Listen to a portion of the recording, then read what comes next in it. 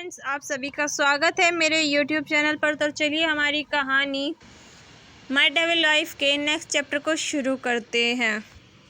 Chapter number 8, I am happy. अपने जीजा जी से मिलने के बाद Priyank Singhania group of industries की तरफ कार लेकर चला गया, क्योंकि उसे अपनी बहन से बात करनी थी। जब वो उस बड़ी और आलीशान बिल्डिंग के सामने पहुंचा, तो वो बिना किसी की नज़र में आए सीधा एक सीक्रेट एलिवेटर से अपनी बड़ी बहन के ऑफिस में पहुंचा, जहां का माहौल कुछ गर्म लग रहा था। प्रियंका अपनी ऑफिस चेयर पर बैठी हुई थी और उसके सामने कुछ लोग बैठे हुए थे। वो भी बहुत काबिल, लेकिन अपने से आधी उम्र की लड़की के सामने वो सिर झुकाकर बैठे हुए थे और वो सब इस समय डरे हुए थे, क्योंकि आज उनकी ये बॉस बहुत गुस्से में है। तभी कमरे में एक टन की आवाज़ आती है, जो इस बात का इशारा है कि कोई कमरे में आ रहा है। जब सब लोग उस तरफ देखते हैं तो वहाँ प्रियांक खड़ा था, जिसने अपने हाथ में फ़ोन ले रखा था और वो फ़ोन चला रहा था। वो बिना किसी को देखे सीधा जाकर सोफे पर बैठ जाता है और अपने हाथों से इशारा कर देता है कि वो जो भी हो रहा है उसे कंटिन्यू करें, और वो वहीं बैठकर फ़ोन चलाने लगता है। ये सब देखकर वो सब फिर से प्रियंका की तरफ देखने लगते हैं। वैसे भी उन्हें इन सब से कोई फ़र्क नहीं पड़ता था, क्योंकि प्रियांक ऐसा ही है। वो जब चाहे जहाँ चाहे जा सकता है। और सब लोग फिर से अपनी डांट सुनने लगते हैं, जहाँ प्रियंका बड़े गुस्से से कह रही थी, लगता है आप सबको अब काम करना ही नहीं आता, आखिर ये सब क्या है। और वो उन फाइलों को उनके सामने पटकती है, लगता है अब आप सब काम करना ही नहीं चाहते।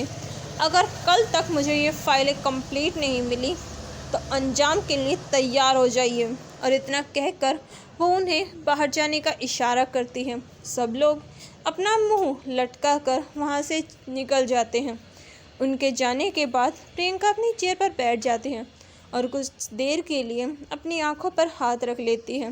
कोहनियाँ टेबल पर टिकाती हैं और हाथ आंख पर रख लेती हैं। तभी उसके पास का पानी का गिलास उठकर उसके पास आता है। जब वो ऊपर देखती है तो उसका छोटा भाई उसके सामने पानी का गिलास आगे करता है, जिसे प्रियंका लेकर कुछ घूंट पानी पी लेती है और फिर अपने भाई की तरफ देखकर उसे इशारे से कहती है कि वो अपनी बात बोले, जिसे समझकर वो कुछ देर रुककर एक गहरी सांस लेकर कहता है, दी, आपने शादी क्यों की? आप तो शादी करना ही नहीं चाहती थी, तो फिर आपने इतना बड़ा फैसला ऐसे कैसे ले लिया? जिस पर प्रियंका कुछ नहीं कहती और लैपटॉप पर अपनी उंगलियां चलाने लगती हैं, जिसे देखकर प्रियंक थोड़ा गंभीर होकर कहता है, दी, आपने शादी की है, मैं नहीं जानता क्यों और किस लिए, लेकिन एक बात मैं आपको बताना चाहता हूँ, वो लड़का बहुत मासूम है और वो हमारी इस फैमिली में नहीं रह पाएगा। और अब आप उसे इनके बीच ले आई हो तो आपको ही उसे हर खतरे से बचाना होगा। उसकी ये सारी बातें प्रियंका के चेहरे के भाव नहीं बदलते और वो अपने लैपटॉप पर काम करती रहती है, जिसे यूँ देखकर प्रियंक अपनी जगह से उठकर जाने लगता है और एलिवेटर तक जाकर वो पलट कर कहता है, दी, मैं आज उससे मिला था कॉलेज में। दी, वो बहुत मासूम है, मुझे यकीन है आप उसे उन सब से बचाएंगी। और इतना कहकर वो एलिवेटर का बटन बंद कर वहाँ से चला जाता है। उसके जाने के बाद प्रियंका अपनी नज़रें लैपटॉप से हटाकर बिना कुछ कहे खिड़की से बाहर देखने लगती हैं और वो अपने आसपास से एक फ़ाइल निकालती है, जिस पर कृष्ण लिखा हुआ था। कुछ देर उस फाइल को देखने के बाद वो एक डीप ब्रेथ लेती हैं और कुछ देर के लिए इस कमरे में बिल्कुल शांति हो जाती है। फिर उसके दरवाजे पर दस्तक होती है और उसका सेक्रेटरी अंदर आता है और प्रियंका को मीटिंग के बारे में बताता है। प्रियंका भी अपनी चेयर से उठकर मीटिंग रूम में चली जाती है। वहीं दूसरी तरफ कृष्ण अपने घर पहुंच चुका था। सब कुछ करते करते उसे समय का पता ही नहीं चला और इस समय शाम के 7 बज रहे थे। कृष्ण अपने मम्मी पापा के पास बैठा हुआ था। ताकि अगर उन्हें कुछ चाहिए तो वो उन्हें दे सके। साथ ही वो अपना फ़ोन चला रहा था। कुछ देर बाद उसकी बहन उन्हें आवाज़ लगाती है कि खाना बन गया, जिसे सुनकर कृष्ण अपनी जगह से उठकर उनके लिए खाना लाता है और उन्हें बड़े ही प्यार से अपने हाथों से खिलाता है, क्योंकि उसके मम्मी पापा के हाथों में भी चोट लगी हुई थी। उन्हें खाना खिलाने के बाद वो बर्तन रखने जाता है। जब वो बाहर आता है तो बाहर उनका पड़ोसी बैठा हुआ था और वो उनका हाल चाल पूछ रहा था। साथ ही उनके बेटे की बड़ाई भी कर रहे थे कि इतनी कम उम्र में भी उसने उनका इलाज इतने अच्छे अस्पताल में करवाया। जिनकी बातें सुनकर कृष्ण के मम्मी पापा तो बहुत खुश थे, लेकिन जब कृष्ण उनकी ये सब बातें सुनता है कि उससे तो परसों प्रियंका के घर जाना होगा और उसे वहाँ जाने के लिए कुछ तो कहना होगा। जब वो इतना सब कुछ सोच रहा था तब बाहर उनके एक पड़ोसन, जिसका नाम परमीला, कहती है, अरे आप लोग तो कितने खुशकिस्मत हैं जो इतना होनहार बेटा मिला, जो इतनी मुश्किल समय में भी डटकर खड़ा रहा और किसी के सामने हाथ नहीं फैलाए। हाँ, किसी के सामने। बताओ कि इतना होनहार बेटा किसी का है इस मोहल्ले में? अरे हाँ, तो बिल्कुल सच कह रही है। अरे माँ, हाँ माँ, कितना अच्छा बेटा है। आपने बिल्कुल सही कहा, बेटा तो बहुत होनहार है। लेकिन बुरा मत मानना बहन, लेकिन मैंने सुना कि बहुत पैसे लगे। लेकिन इतने सारे पैसे वो लाया कहाँ से? कहीं कोई गलत काम? इतना कहते हुए वो औरत बीच में ही रुक गई, जिस पर कृष्ण की माँ ने कहा, अरे ऐसा नहीं है, वो ये पैसे उससे उसके एक दोस्त ने दिए हैं। ओह, ऐसा क्या? हाँ बिल्कुल, मेरा बेटा कोई गलत काम करेगा? बिल्कुल नहीं, मेरी परवरिश ऐसी बिल्कुल भी नहीं है। हाँ बिल्कुल, हमारा ही तो बच्चा है। वहीं दूसरी तरफ कृष्ण की बहन जब खाना बनाकर खाना खा रही थी और खाना खाकर वो भी अपने मम्मी पापा को यूं लोगों से बात करता देखती हैं तो वो अपने बड़े भाई से कहते हैं, भाई आई एम हैप्पी।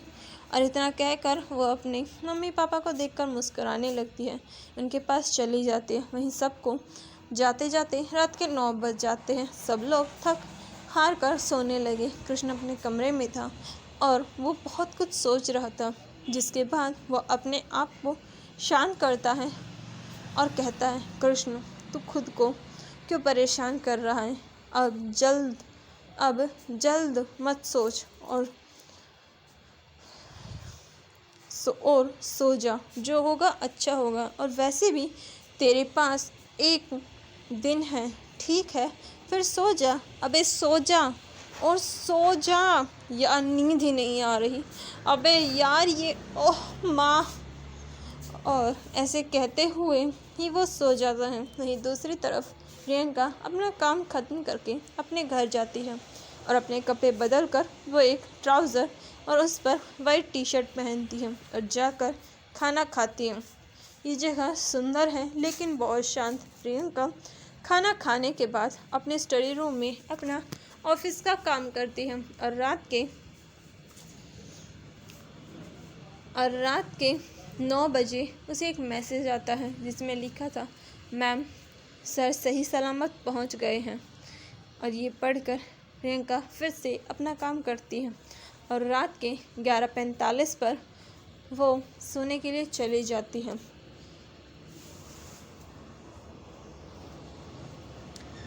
चैप्टर 9, घर का सामान। सुबह के 7 बज रहे थे। कृष्ण अपने कमरे में बेड पर बड़े ही आराम से सो रहा था। उसके चेहरे पर उसकी थकान साफ साफ दिख रही थी, जो वो इन दिनों कर रहा था। तब अलार्म घड़ी अपना पूरा जोर लगाकर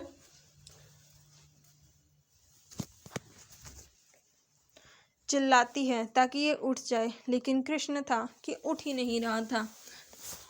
अलार्म के शोर से परेशान होकर वो उसे ज़मीन पर फेंक देता है, जिससे वो गिरकर चुप हो जाती है। लेकिन फिर इस महाशय की नींद खराब करने उसकी प्यारी छोटी बहन माया आ जाती है। वो बाहर से दरवाज़ा पीटते हुए कह रही थी, भाई उठो, जल्दी उठो, 7 बज रहे हैं, अब तो उठ जाओ।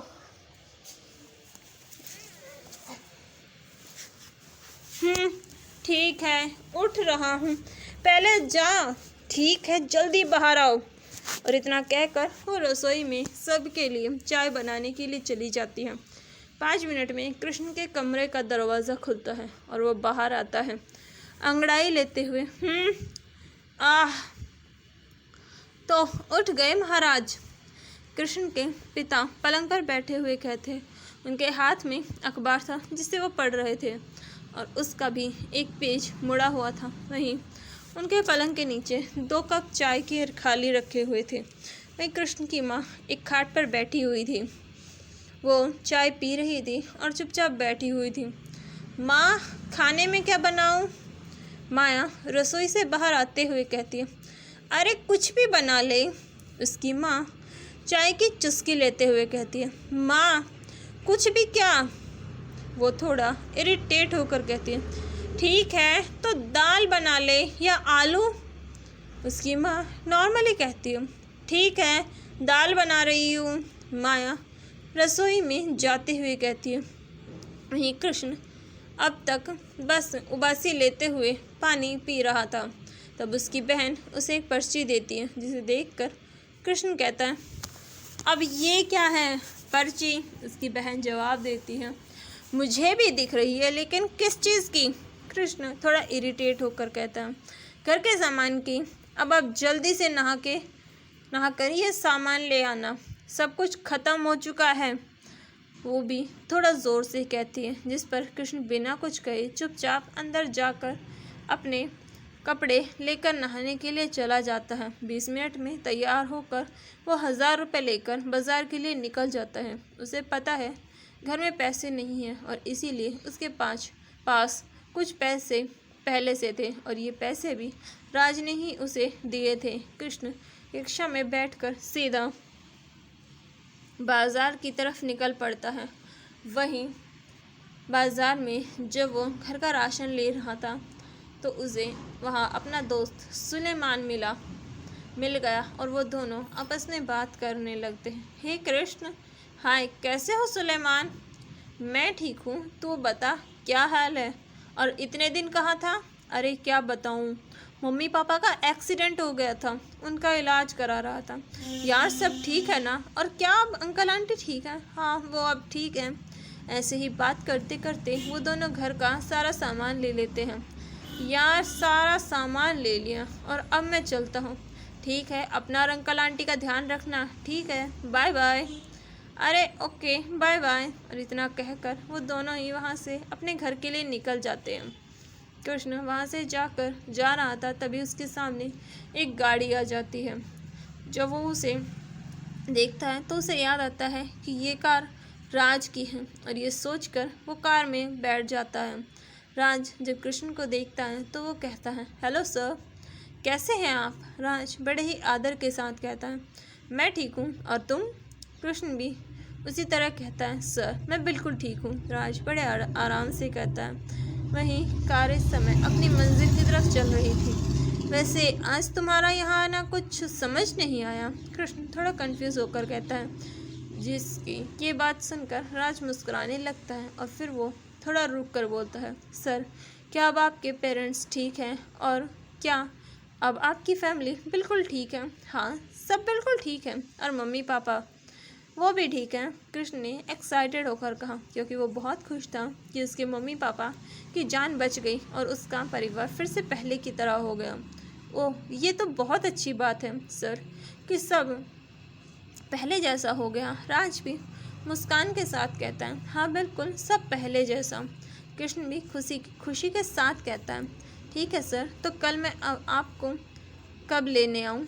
इस बारे में पूछने के लिए आया था। कृष्ण राज से कहता है, कल? लेकिन किस लिए?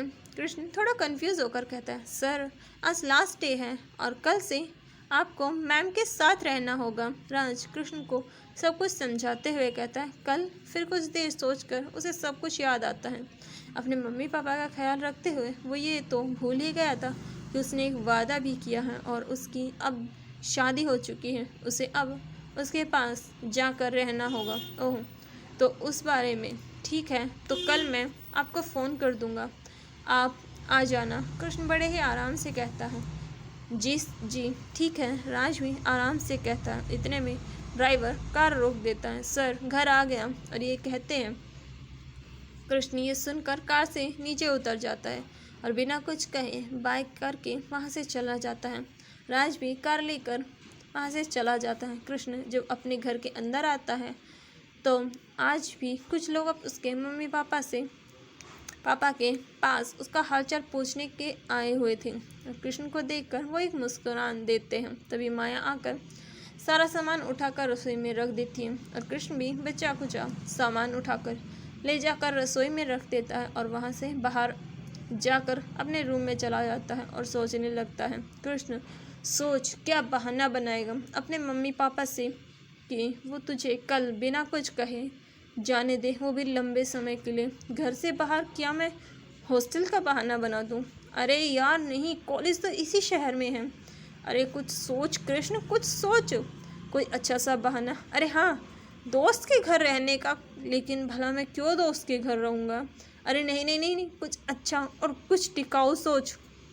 फिर कुछ देर और सोचने के बाद आइडिया, हाँ ये ज़रूर काम करेगा। कुछ भी हो जाए और इस पर कोई ऑब्जेक्शन भी नहीं उठाएगा।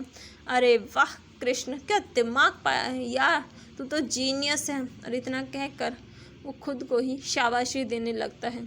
चलिए मिलते हैं इसके नेक्स्ट पार्ट में। तब तक के लिए मेरे चैनल को लाइक कीजिए, शेयर कीजिए, सब्सक्राइब कीजिए। Thank you, bye bye, take care. Hello friends, आप सभी